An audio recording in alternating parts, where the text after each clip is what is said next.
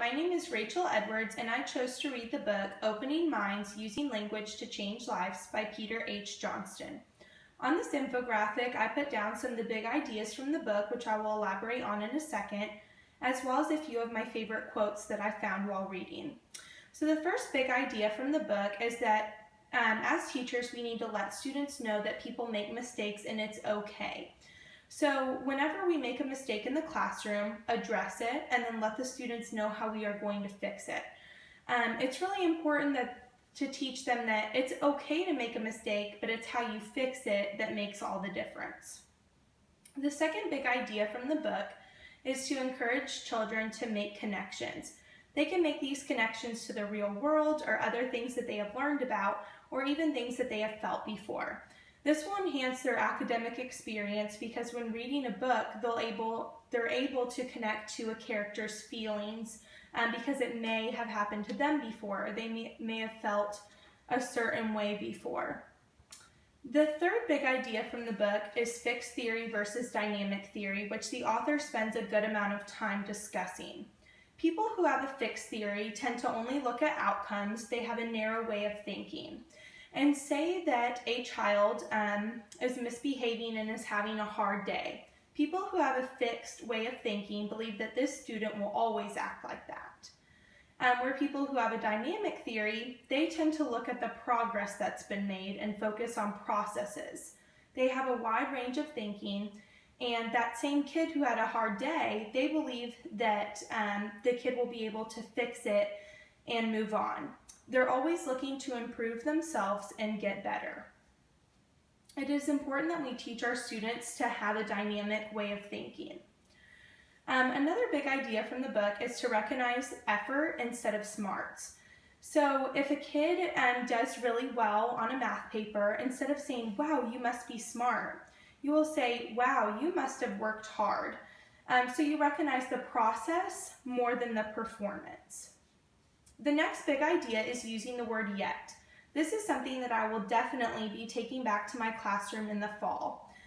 So if a student is frustrated working on something and they say, "I'm not good at adding problems in math," you say, "You're not good at adding yet." So by telling them that by hard work and effort, we will get there. So using the word yet is important because it also, again, hits that dynamic way of thinking. The next big idea is problem-solving skills and processes should be addressed often. So when a kid answers a question correctly, instead of just saying, "Yep, that's right, great job," you'll say, "How did you get that answer?" So it's having them stop and think about the process in order for them to get that problem correct. Same thing if there's a fight on the playground, instead of saying, "Why did you hit him?" you say, "What's the problem?" So this requires the kids to stop and think through their problems and come up with a solution. This is something that they can definitely use in the real world. Another big idea is alternatives to praise. So the author talked about how you have to be careful how you praise students. Because if you say "good job" to one student and then turn around and say "excellent job" to another student, suddenly the kid who you said "good job" to thinks that his answer wasn't as good as the kid who you said "excellent job" to. So instead, focus on the process. So you say, "Look at how you answered that question correctly." And then focusing on the idea that trying is more important than success. Dialogue in the classroom is another big idea that the author hit. So having the kids turn and talk and agreeing and disagreeing with their partners, but of course they have to say the reason for agreeing or disagreeing. They're able to view things from another point of view and then make their own decision. So anytime in the classroom that students have the opportunity to turn and talk to a partner, it's good to try to incorporate that into lessons. The next big idea is social imagination and moral development should be developed. So as teachers, we're not just teaching academics, we're teaching kids how to be good people. They're going to have to know how to solve problems in the community, and we have to teach our students to relate to other people. The author also talks about mind reading, which is basically being able to recognize someone's expression on their face and other social cues. Again, this is something that will definitely help them beyond school. The second to last big idea is collaboration is a good thing. So allowing students to work in a group whenever possible is beneficial because they're able to learn from others. Something the author said that really hit home with me is that the teacher isn't the only teacher in the classroom. So the students are able to learn a lot by collaborating with the other students in the class and talking through things with them.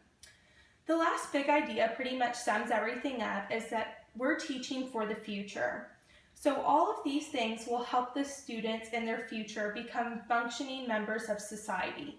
So we forget sometimes that we're not just preparing our students to go into the workforce, we're preparing them how to be good parents or good spouses. So we're teaching them how to be functioning members of society.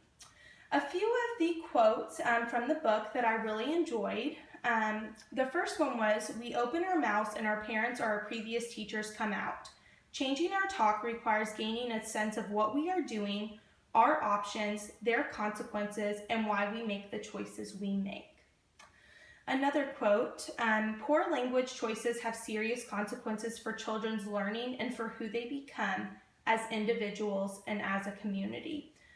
This is something that really stood out to me. As teachers, we have to take a step back and think about the things that we say because they truly can have a big impact on our students. Another quote is, "Social imagination is the foundation for civil society." Another one is, "Trying is more important than success," which I hit on a little bit ago. Definitely a big idea from the book. And the last quote that I really liked was, "A single comment can profoundly change the academic and moral choices that children make." So again, this book was Opening Minds, Using Language to Change Lives by Peter H. Johnston. I learned a lot from this book and would really recommend it for teachers who are looking to just look at things from a different perspective and how to better enhance your classroom.